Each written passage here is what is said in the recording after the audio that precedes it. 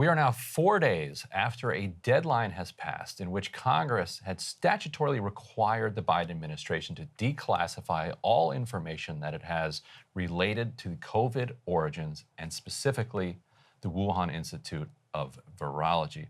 We're joined today by Justin Goodman of the White Coat Waste Project to talk about the reporting that his organization has been able to do over the last couple of weeks related to COVID origins, and also this surprising delay on the part of the Biden administration and what that may mean, given the fact that he is in, as we sit here, in violation of a statute.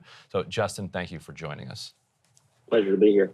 As viewers of this show know, Matt Taibbi and Mike Schellenberger, maybe a week and a half ago at this point, were able to identify the names of 3 researchers at the Wuhan lab who U.S. intelligence believe were hospitalized with COVID-like symptoms in November 2019, which not only kind of upends the timeline of the Hunan seafood market argument that it spilled over from some type of a pangolin or bat or something else, whatever the claim was at the time, that would require there to be a time machine involved. And so pushing it back to November, if that's confirmed, eliminates that possibility.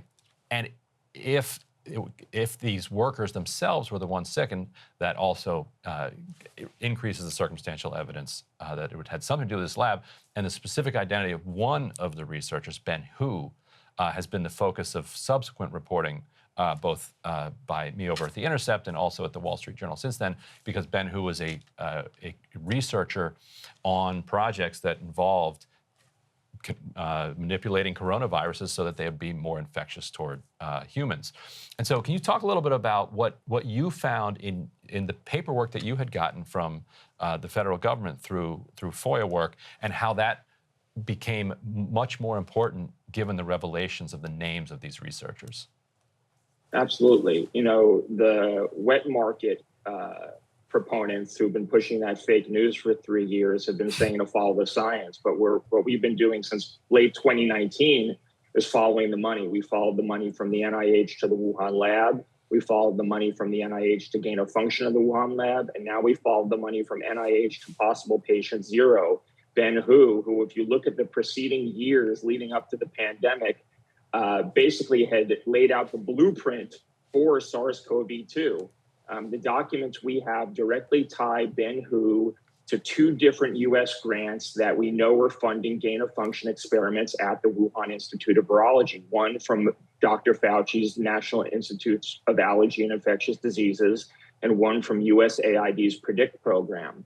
Ben Hu was listed as a co-investigator on those grants, paperwork that Peter Daszak personally filled out, describing his collaboration with the Wuhan lab, identifying Ben Hu as a co-investigator on those 2 U.S. grants that totaled $41 million in taxpayer funds. Now, a Government Accountability Office report that came out last week detailed that about $1.4 million of that $41 million in taxpayer money went to the Wuhan Institute.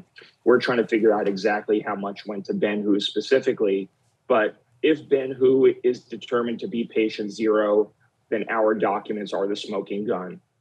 Yeah, no, absolutely. It sounds like that. And there are critics who would say, for instance, this money, even if this money was going to Ben Hu's research couldn't have possibly created a lab leak that spreads COVID.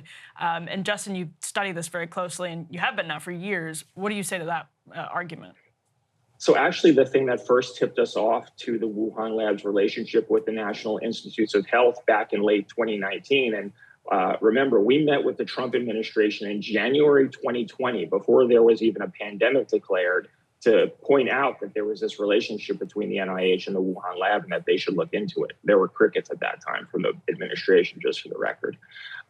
So we were first tipped off by a 2017 paper that Ben Hu was the lead author on with Peter Daszak and others, detailing how they were collecting wild-back coronaviruses around China and remote parts of the country, and then bringing them back to the lab and engineering them.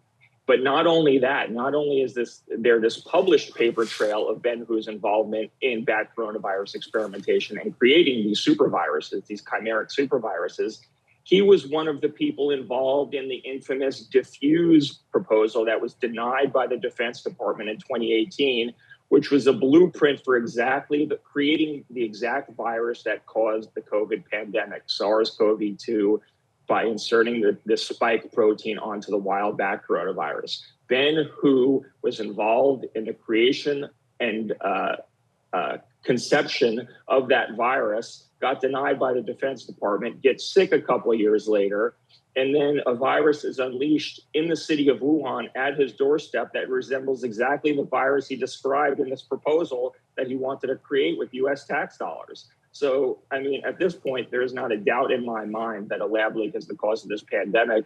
I mean, there's literally no evidence to support a wet market theory, unless, as Ryan suggests, there was a time machine, because all the wet market theories propose that the virus broke out in December 2019. Here we have Ben Hu and others sick in November 2019, possibly before that. Yeah, and I think it's worth lingering on the Diffuse proposal for a moment, because as we await the declassified information that we're hopefully going to get, and we're going to continue to put pressure on the administration until they release this information, you're going to start seeing kind of a battle royale, I think, between multiple different camps within the United States, but then also camps within China, each trying to blame each other for the research that ended up leading to this leak. Let's say everybody eventually stipulates that, okay, it was actually research that we were doing over in this lab. You're going to see Americans, I think, saying, well, this was a Chinese kind of military project, and that there was Chinese, and it is the case that there was Chinese military funding of Wuhan lab, and so there's some evidence, there's some plausibility to that argument. At the same time, you have Ben Hu, you have Peter Daszak, others applying to the Pentagon for money. So I'm already kind of finding it rich that we're going to see the arguments that, well, this is kind of this was military funding. How dare you?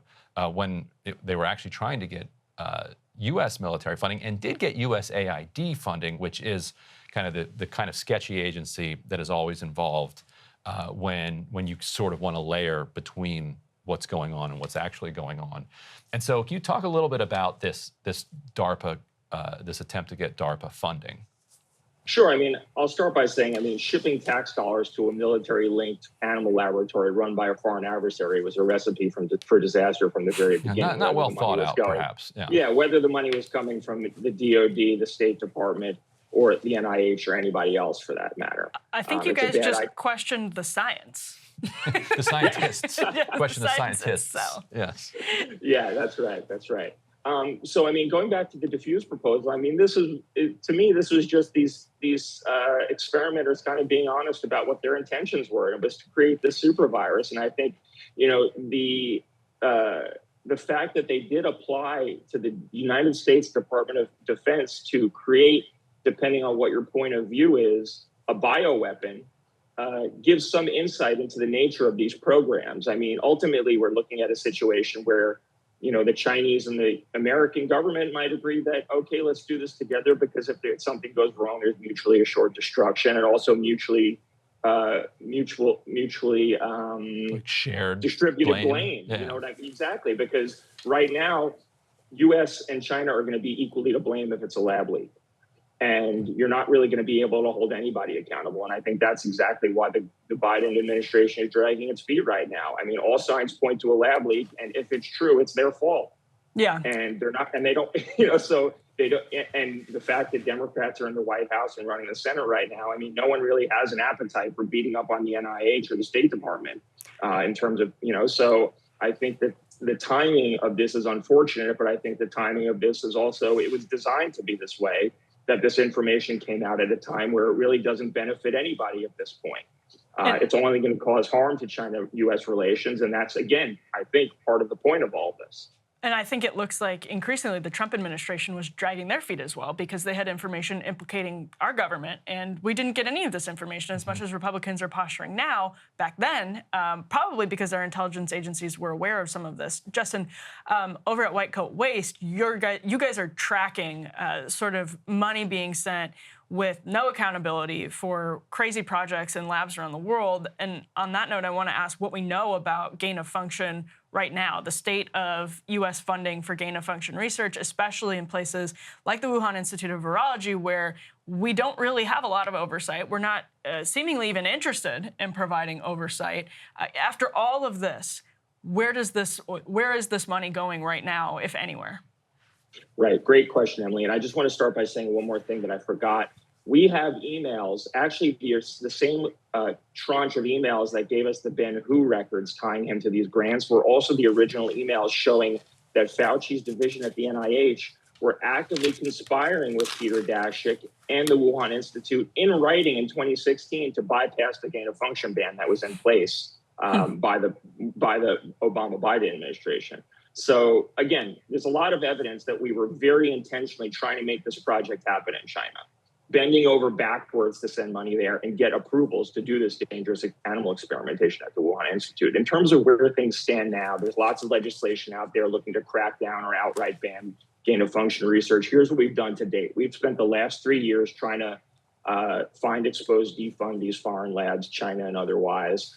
In the federal spending bill last year, we were able to cut funding for gain of function research in what they call countries of concern, also known as foreign adversaries, Russia, China. Really, those were the only countries that were receiving money at that time. So we've also now disqualified the Wuhan Institute from getting any future funding from the NIH. We're hoping to make that permanent. So Wuhan is disqualified. The Wuhan lab itself is disqualified from future taxpayer funding. No gain of function funding is going to go to foreign enemy laboratories. However, there are still 27 other laboratories, including other CCP-run laboratories, animal laboratories in China that are eligible to receive money from the NIH and that are receiving money from the NIH. We also just finally cut off money to Russian laboratories. Until recently, taxpayers were funding laboratories in Russia as well. So we've cut the money for gain of function in foreign countries, but there's no restrictions on gain of function here in the United States beyond what existed already that allowed some of these projects to go forward. So we're working with Congress to permanently defund all animal experimentation in countries of concern like Russia and China. Obviously, we know what happened in the Wuhan Institute should be a signal that this is a bad idea. And we're also trying to crack down on gain of function in the United States because some people are arguing that instead of offshoring it, we should bring it here where we have better oversight. But again, that's just as bad. I mean, that's basically looking to create a Wuhan of the West out here in the United States, and it's going to happen. It's just a matter of time. So we're doing everything we can to make sure that taxpayer funding is not going to these foreign countries that don't have our best interest in mind, and for dangerous experimentation that can cause a pandemic on our shores. And it's good that NIH funding to the Wuhan lab is being cut off, and it's good that there's kind of pressure being applied. But I'm curious, are those labs going to keep running? Because let's say that the NIH doesn't fund the Wuhan lab anymore, but if the CCP is like, you know what, we actually kind of think that research is still useful to us for whatever reason, like as people who have respiratory systems, like we don't really care. I mean, we want to know the answer to who funded this, and one reason we want to know it is so that we can kind of target it and there can be accountability.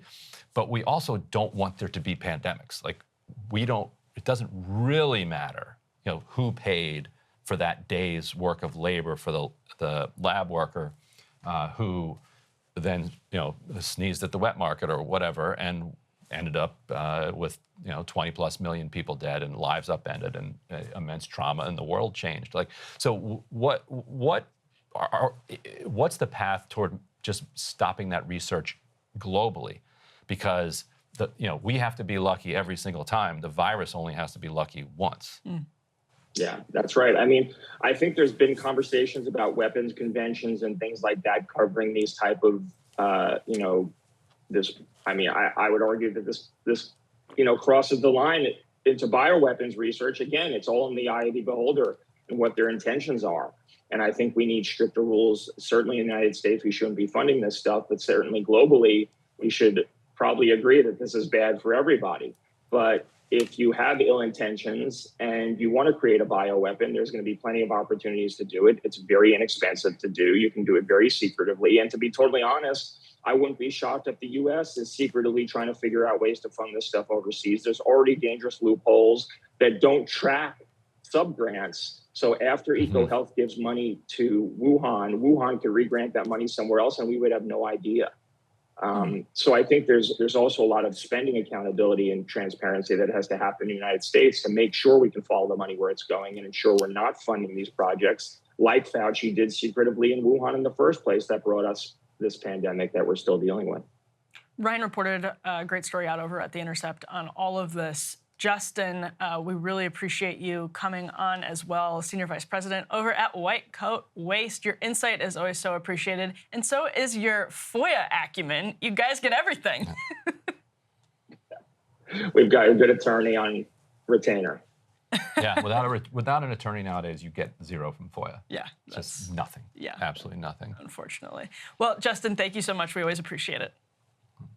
Thank you both.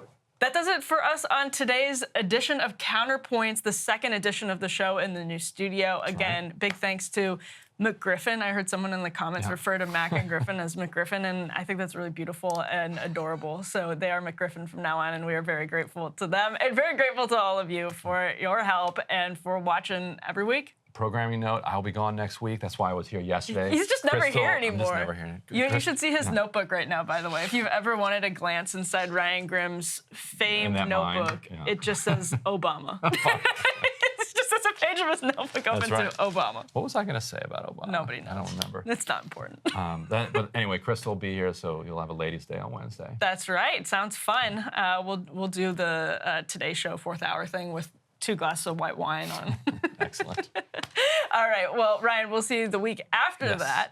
And we'll see everybody next week back here for Counterpoints. Hey guys, if you like that video, go to breakingpoints.com, become a premium subscriber, and help us build the best independent media organization on the planet. That's right. We're subscriber funded. We're building something new. We want to replace these failing mainstream media organizations. So again, to subscribe, it's breakingpoints.com.